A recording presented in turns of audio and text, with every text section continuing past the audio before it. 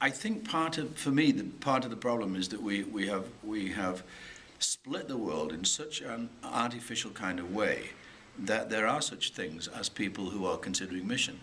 There really should not be any alternative to that if you're an authentic Christian.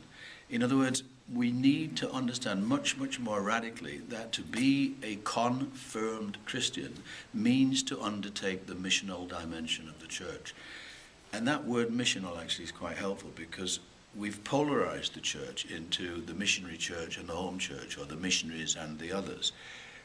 And that has meant to say that a lot of people who are not typically thought of as missionaries, or who have not typically thought of themselves as missionaries, have to start asking the question, do I want to be involved in mission or so on?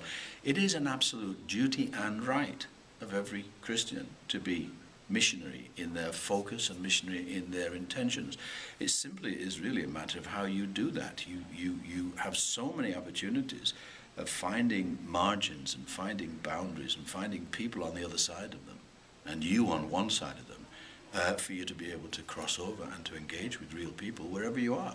So it's not a question of kind of asking permission to be a missionary. It's a question of activating your intrinsic baptismal potentiality. It means that if I am an honest Christian, I am and must be an honest missionary. And missionary in that sense, again, of boundary crossing. I think it's the most easy way to identify what the missionary dimension of the church is. I have to acknowledge that I live within my own little cocoon, my own little comfort zone, and I protect my cocoon and I protect my comfort zone. And I've got to say, okay, beyond my comfort zone, there are real people and real problems, and the world is in serious trouble, and people are bleeding. And so mission means to me taking real cognizance of that and saying, okay, what actual steps can I do? Not just to be concerned about the world or the poor. You cannot be concerned about the world or the poor because they're abstractions. You've got to be concerned about real people because they're the only concrete realities. So therefore, for me, mission years ago used to be working in Africa. Since then, it has been saying, okay, how do I find out how to activate my baptismal call wherever I happen to be? And wherever I happen to be right now is in Chicago. And the biggest danger for me is getting caught in the cocoon of the classroom. I've got to get out of that. I can work in the classroom, fine, but that's not mission.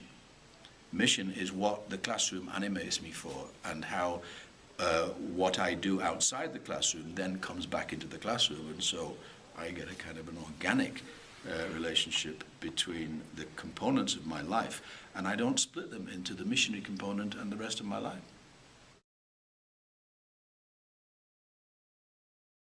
I think what has changed my life is my understanding of mission. In other words, I tended as a very young person to think of missionaries as certain people, rather elitist, with certain kind of jobs, rather elitist, doing them in certain places, which meant far, far away from wherever I happened to be.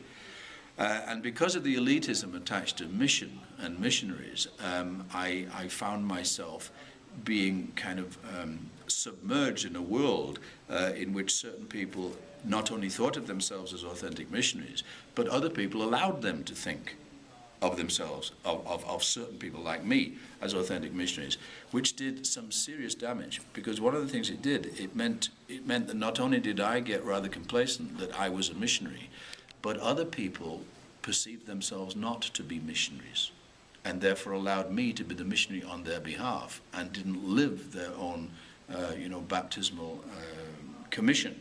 So I think what's happened to me is that I've modified, or my understanding of mission has been radically changed over 40 or 50 years, to understand that mission is not something that I do or the church does for God.